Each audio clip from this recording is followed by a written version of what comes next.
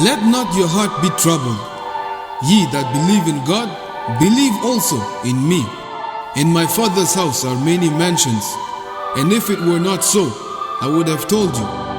I go to prepare a place for you, and if I go and prepare a place for you, I will come again and receive you unto myself, that where I am, there ye may be also.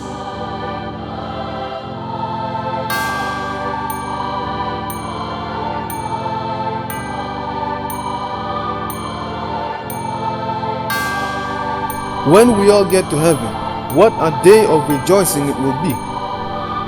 What a day of rejoicing it will be. What will the new heaven and the new earth be like? This is something that the human mind cannot be able to understand. We can never in our wildest dreams even fully capture what kind of a world we're heading to. God's promise for His people is sure, and His promises are true. Let's quickly summarize what we have just learned about this new heaven and the new earth. God's promise, first of all, is that He is going to create new heavens and a new earth. What will the atmosphere be like? What will the new earth be like? What kind of rivers and fountains of waters will pass through this beautiful earth that God is recreating? We have learned that the eastern hemisphere and the western hemisphere will yet again be brought together. The long gap, the great gap between the east and the west, the great tectonic plate which separated the east from the west, this will not be the case in God's kingdom. There will be no great tectonic plate that separates the east from the west. There will be no greater oceans that will separate the east from the west. The great oceans, the mammoth oceans which we know today, they will all be reduced.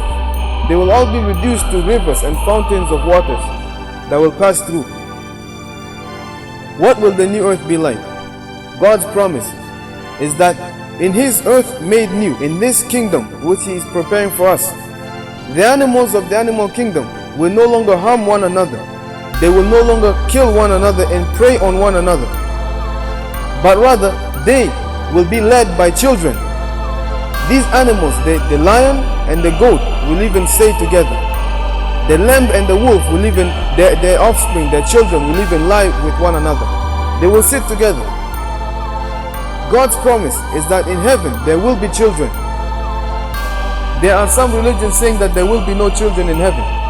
God's promise, as we have looked in the scriptures, is that there will be children in heaven, and these children, they will lead the animals of the animal kingdom. Just imagine, the little child will no longer be afraid. Today, we are afraid of these giant serpents. Why?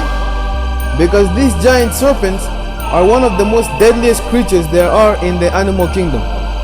These serpents are capable of devouring creatures that are human size and greater than human size. Today, we are afraid of these serpents. God's promise is that in His kingdom, the whole earth shall be full of the knowledge of the Lord. God's promise is that a little child will lead the serpent.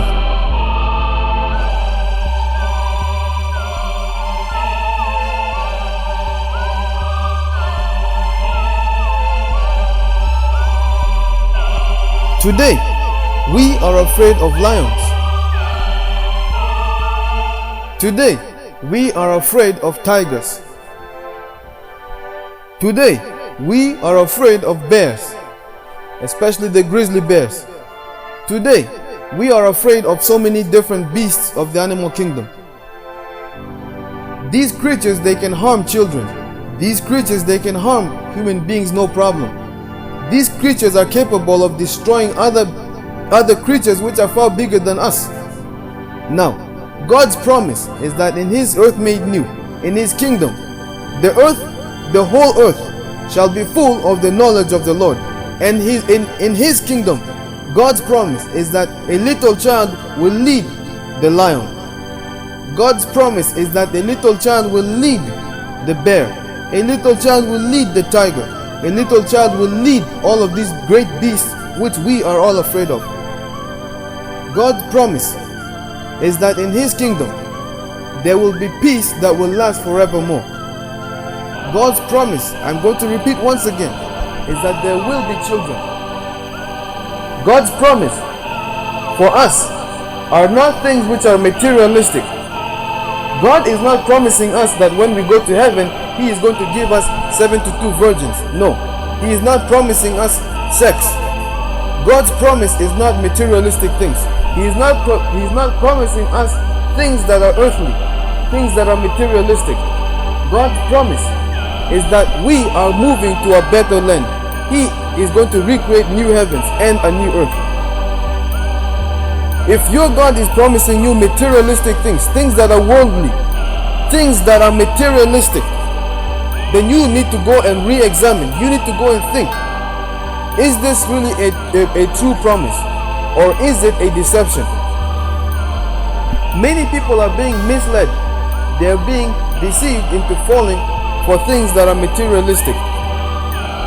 If you are being promised sex, if you are being promised money, if you are being promised jewelry, if you are being promised the latest technologies by a God who is promising you all of these things are here in this world. These are what we call materialistic things. Be careful of who you follow. Be careful of who is promising you these things, because it is a great deception if you are being promised materialistic things of this world, things that are earthly. But God's promise for us are things that the human mind cannot be able to fully capture. A world where there is no more crime, a world where there is peace that lasts forever, a world where the children will fill the streets of gold. God's amazing promise is that in His kingdom, the lame will be able to leap, they will be able to run. The lame will be able to jump like never before. God's promise is that the blind will be able to see.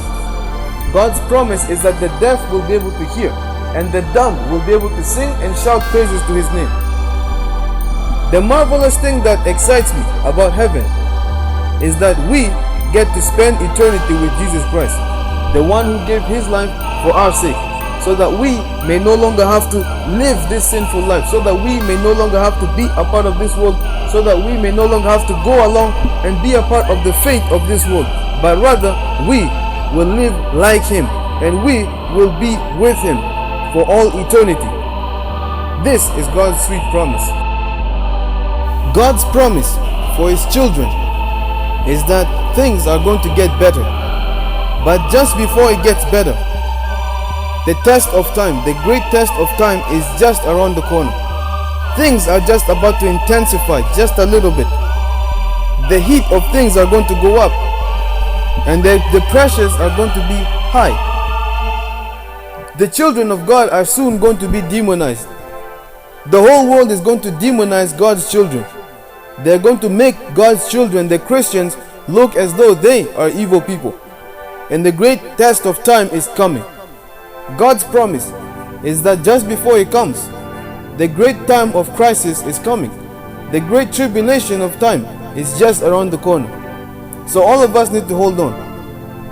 Now, without going any further, let me direct you now to go and look at the conclusion of this Bible prophecy series. I hope you join me on this next video, because this will summarize all that I have explained from part 1 all the way until this point. So I'm asking for you to now join me on the concluding scenes as we go to now finish off and conclude Bible prophecy.